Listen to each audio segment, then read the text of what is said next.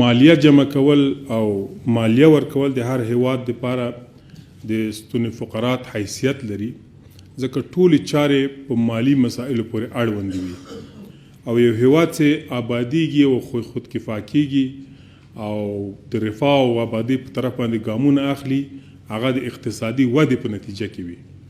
د اقتصادي ودې د زیربنا په اساس او د زیربنا د جوړښت لپاره د مالی ورکړه د ټولو ولسونو لپاره او د ټولو ملتونو لپاره ضرور او اړین ګامونه دي. په نړۍ کې ټول هیوادونه چې هغه د جګړه ییزو حالتونو نه راوتلي دي او بیرته نن د یو آباد او پرمختللي هیواد په شکل یا اقلا د خودکفا هیواد په شکل باندې تبارز کوي په نړۍ کې، هغه د خپل ولس په حمایت باندې هغه ځای ته رسیدلی دي. کشور چین بعد از انقلاب خود دچار مشکلات مختلف بود. یکی مشکل به رسمیت شناختن جهانی را هم داشت. کشور چین در 1949 در سال 1949 انقلاب خود را کرده، در سال 1971 به رسمیت شناخته شده. یعنی 22 سال حکومت چین را کسی به رسمیت در دنیا نشناخت، ولی ملت چینی همت کرد، همت خود را به خرج داد. فعلا چین را میبینیم یکی از کشورهای بسیار مقتدر اقتصادی در منطقه است.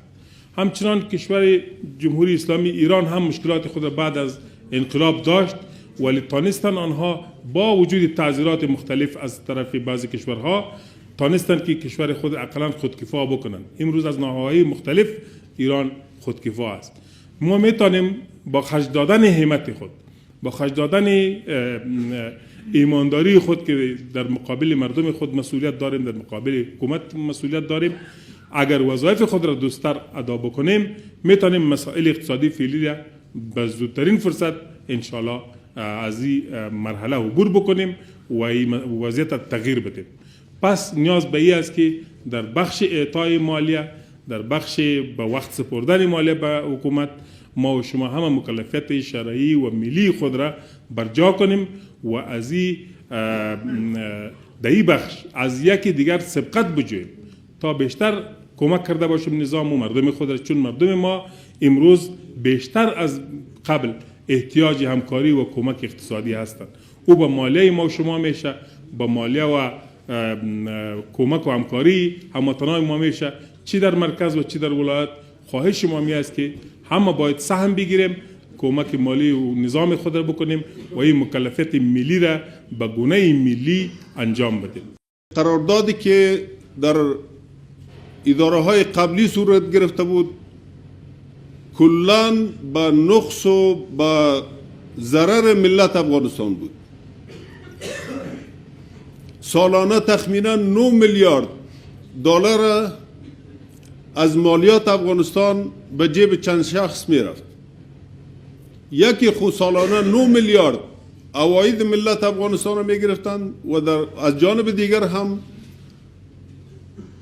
از تجار و از دیگر کسایی که واردات داشتند یا صادرات داشتند در اونجا هم بعض فساد وجود داشت